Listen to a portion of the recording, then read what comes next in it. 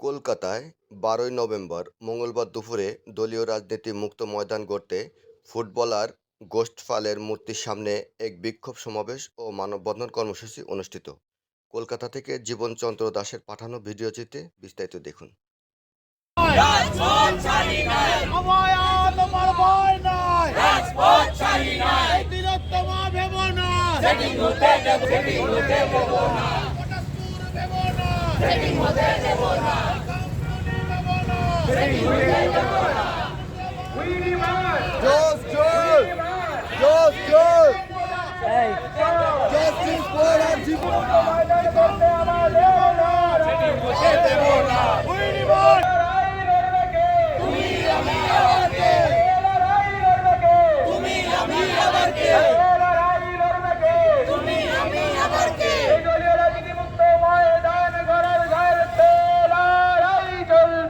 চলছে চলবে, চলছে চলবে, চলছে চলবে।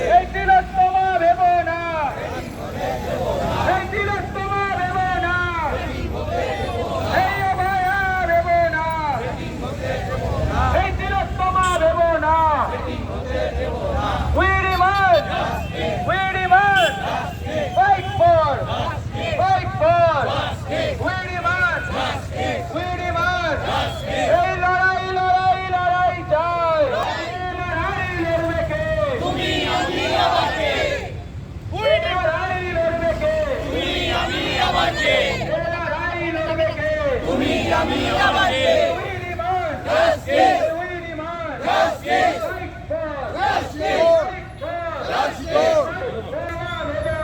সেটিং হতে দেব না, সেটিং হতে দেব না,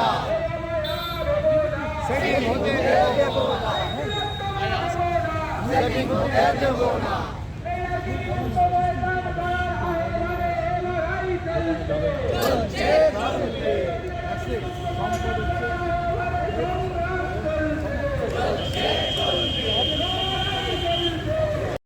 অজুহাত দেওয়াটা হলো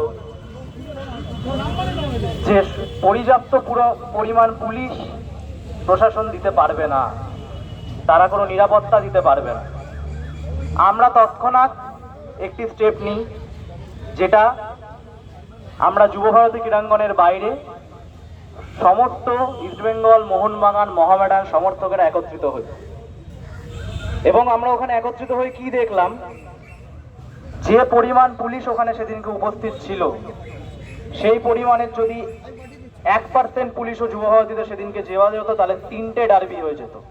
শুধু একটা হওয়া পসিবল নয়, 3টে হয়ে যেত। শুধু তাই নয়, আমাদের সমর্থকদের ওপর বেধড়ক লাঠিচার্জ করা হলো, অ্যারেস্ট করা হলো, লালবাজারে নিয়ে যাওয়া হলো এবং রাতে তাদেরকে ছেড়ে দেওয়া হলো। কিন্তু আমরা দমে থাকিনি। বাঙালির পা থেকে ফুটবল কেড়ে নিলে কি হয় সেটা আমরা বুঝিয়ে দিয়েছি। আমরা তারপরেও রাজপথে নেমেছি, বারবার নেমেছি এবং আমরা এটা প্রতিজ্ঞা করেছিলাম যতদিন না আমরা বিচার পাবো আমরা রাজপথে নামবো। কিন্তু আমরা যতবার রাজপথে নেমেছি আমরা কোনো রাজনৈতিক রং নিয়ে কিন্তু রাজপথে নামিনি। আমাদের এই আন্দোলনে কোনো রাজনৈতিক রং ছিল না, কোনো তৃণমূল ছিল না, কোনো সিপিএম ছিল না, কোনো বিজেপি ছিল না, কোনো কংগ্রেস ছিল না। কিন্তু আমরা বিগত দুদিনে কি দেখলাম, আমাদেরই ভালোবাসার ক্লাবের সমর্থকেরা, এই কর্মকর্তারা যারা শীর্ষনৈতিক দলকে সমর্থন করে, যেটা আমরা সমর্থক হিসেবে সেটাকে মেনে নিচ্ছি না। আমরা কখনোই, আজকের বিভিন্ন রাজনৈতিকবিদ তারা আমাদের, কেউ ইস্টবেঙ্গল সাপোর্টার, কেউ মোহনবাগান সাপোর্টার, কেউ মোহামেডান সাপোর্টার, কিন্তু কখনো এই 3টে প্রতিষ্ঠানের শীর্ষে যারা বসে রয়েছে তারা কখনো ডাইরেক্টলি কোনো রাজনৈতিক দলকে সাপোর্ট করতে পারে না বা সমর্থন করতে পারে না। এটা সমর্থকদের আবেগকে আঘাত করা হচ্ছে, জন্য এটা তাদের মাথায় রাখতে হবে। আজ এই ইস্টবেঙ্গলের মেন স্তম্ভ কিন্তু ইস্টবেঙ্গলের সমর্থকরা, মোহনবাগানের মেন স্তম্ভ মোহনবাগানের সমর্থকেরা, মোহামেডানের মেন স্তম্ভ মোহামেডানের সমর্থকেরা। এই সমর্থকরা যদি এবার মুখ ফিরিয়ে নেয় তাহলে কিন্তু ক্লাবকে ধরে রাখা যাবে না। এই সমর্থক আছে বলেই আজকে 3 প্রধান আছে।